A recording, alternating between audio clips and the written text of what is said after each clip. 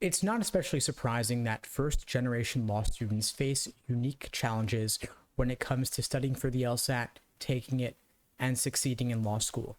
So I wasn't that surprised to see a study published called the Law School Survey of Student Engagement that showed first-generation law students facing unique challenges.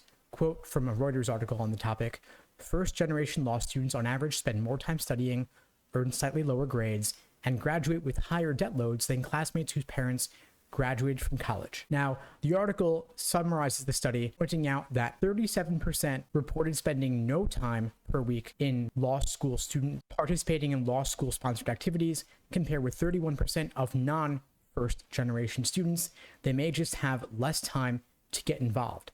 First gens are also more racially diverse than non-first gen students, and first gen students entered law school with an average LSAT score of 154, 3 points lower than the 157 average among non-first gen students.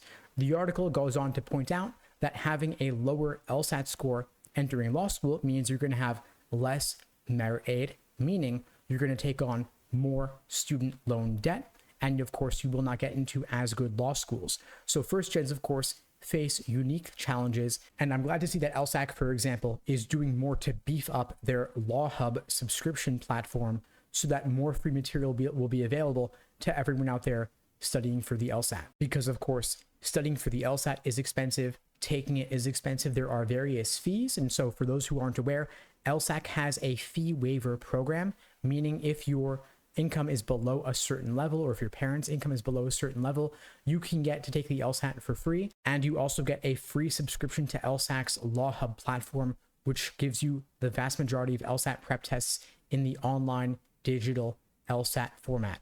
Unfortunately, LSAC is shutting down the free Khan Academy LSAT prep platform, but they are moving that material into LSAC's Law Hub so that you will eventually get more within Law Hub than you used to get through Khan Academy. For example, LSAC has announced they're going to add a drilling feature into Law Hub, so you won't need to get some fancy private prep company platform just to drill LSAT questions, because after all, it's just a matter of rearranging the LSAT questions by question type, for example, rather than doing them in the context of a full LSAT prep test exam. So I'm really glad to see LSAC is doing this. They are aware of the unique challenges faced by first generation law students, and they are doing what they can to make the difference there on their end when it comes to prior to law school, applying, taking the LSAT, getting in. As this Reuters article points out, quote, more than a third of first gen law students said they will leave owing more than $120,000. That's $120,000 of student loan debt, compared with 23% of law students with a college educated parent. So again, big disparity there in terms of the student loan debt students have upon graduating, which is of course due to their relatively lower LSAT scores and GPAs upon entering law school, upon applying to law school.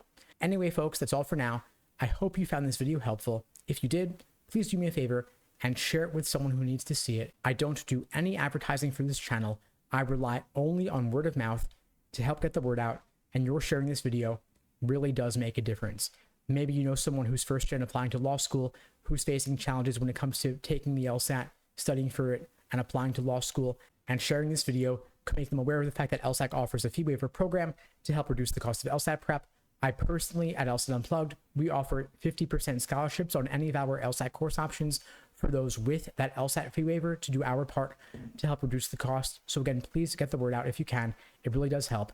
In the meantime, I wish you all the best and take care.